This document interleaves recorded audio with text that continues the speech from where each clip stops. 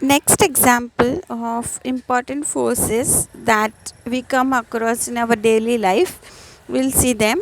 Out of which the first one is the muscular force.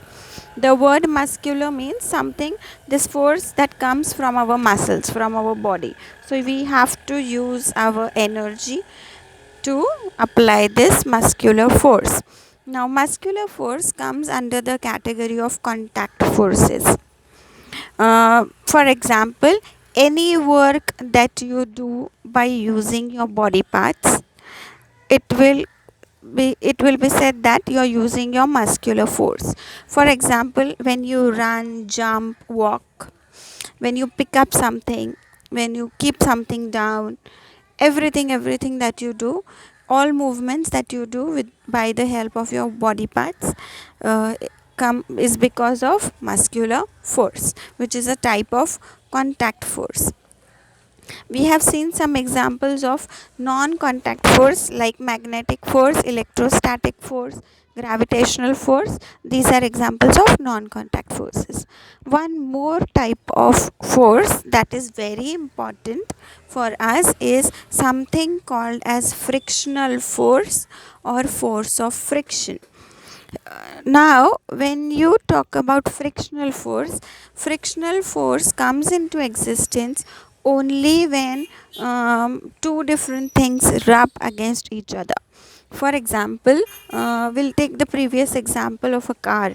Somebody is driving a car, that moving car has to be stopped. So for stopping, the brakes will be applied, and usually you all must have experienced, even when you ride a bicycle, you're riding and all of a sudden you apply brakes, you can feel that there's the tire, the surface of the tire of the bicycle or any vehicle and the road, they rub against each other and you can even hear a particular sound. So that is called friction. Okay, and if some object is moving, if you want to stop it, there has to be friction. If there is no friction, you cannot stop anything.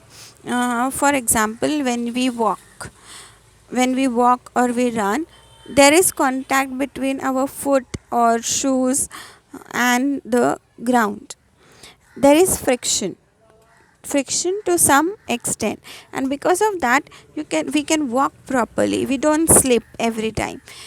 Does it happen that whenever you walk you are going to slip and fall? No, that's a rare case. And whenever you slip, that means there was no friction.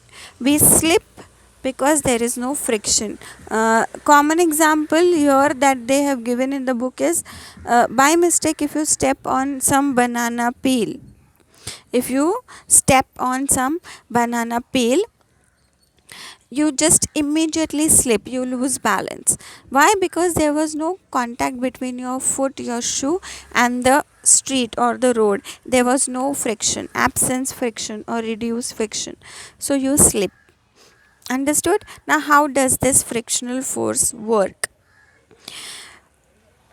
All objects in motion means movement, all objects that are moving, they have frictional force acting on them. There is always a friction force, and this friction force is acting in the opposite direction to the direction of motion.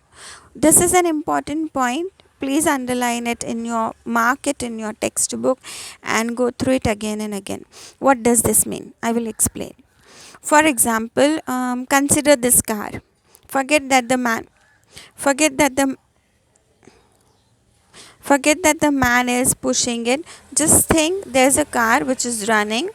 Okay, so when this car is moving, the car is suppose moving in this direction, and there will be a continuous frictional force which will be acting on the car in the opposite direction, this way. If the car is moving this way, then frictional force will be in opposite direction, this way. This helps the movement of that particular car or person or anything to be proper. If there is no friction, things will slip. Brakes will not be applied, people will slip.